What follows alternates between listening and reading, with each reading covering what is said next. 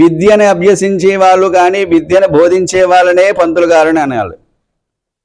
మాలాంటి వాళ్ళని అంటే ఇలాంటి పెద్ద వాళ్ళందరినీ కూడా ఇప్పుడు భగవద్గీత కానీ లేకపోతే కనుక మంచిగా చదువుకుంటూ జ్ఞానాన్ని బోధించేటువంటి వారు గురువులతో సమానం. అంటే అజ్ఞానాన్ని నాశనం చేసి సువిజ్ఞానముగా దాన్ని చేస్తూ మనకి ఉపకారం చేసే వాళ్ళు గురువులు. అంతేగాని వృక్షవాడు గురువులు, ఆటోవాడు గురువులు కాదు. ఒరే గురు అంటాడు. ఇప్పుడు లేకపోతే లేటెస్ట్గా ఇప్పుడు ఏంటంటే బ్రో అంటున్నారు. ఏదో బ్రో ఏమిటి బ్రో అనేటువంటిది తెలియదు. అది ఒక అంటే విజ్ఞానం పెరిగే కొద్దీ కూడా సంఘ సంస్కృతుల్లోగా మనం తయారవ్వట్లేదు.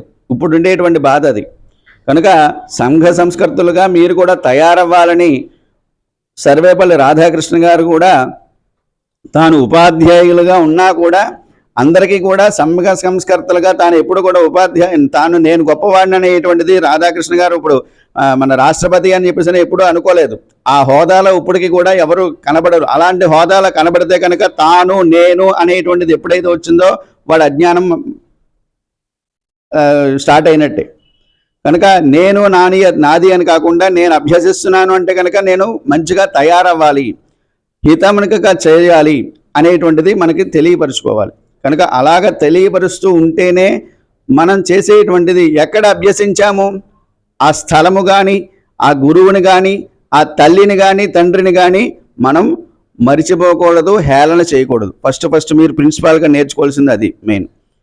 విద్యను అభ్యసించేవాడు ఇప్పుడంతా కూడా సినిమా స్టోరీలు బాగాను ఆ మాస్టర్లను ఏడిపించడం అవన్నీ కూడా మనం ప్రోత్సహించకూడదు. దయచేసి మాస్టర్లను ఎందుకు మన విద్యను అభ్యసించే వాళ్ళని చేయొచ్చా?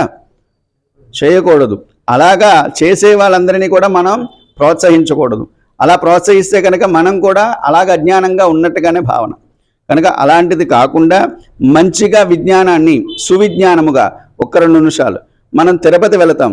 తిరుపతి వెళ్ళినప్పుడు తిరుపతి ఇదివరకు సుదర్శన టోకెన్లు వేసేవారు. టోకెన్లు వేసి సుదర్శనం అంటే కనుక అంటే కనుక మంచిది, దర్శనం చేయడానికని. దాన్ని ఏ విధంగా వెళ్ళాలి అని అంటే కనుక సుపథ మార్గంగా వెళ్ళండి అని అంటారు. మెట్లకే సుపథం అని అంటారు. పథము అంటే కనుక మార్గము, అంటే మంచి మార్గం. ఆ మంచి మార్గంలో వెళితే మనకి ఏం దొరుకుతుంది? సుదర్శనం దొరుకుతుంది, మంచి దర్శనం దొరుకుతుంది.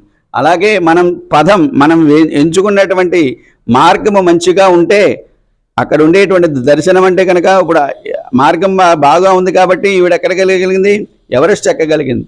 ఆ విధంగానే మంచి మార్గాన్ని వాళ్ళు ప్రోత్సహించారు కాబట్టి మంచి మార్గంలో మన పిల్లలను కూడా ప్రోత్సహించాలి.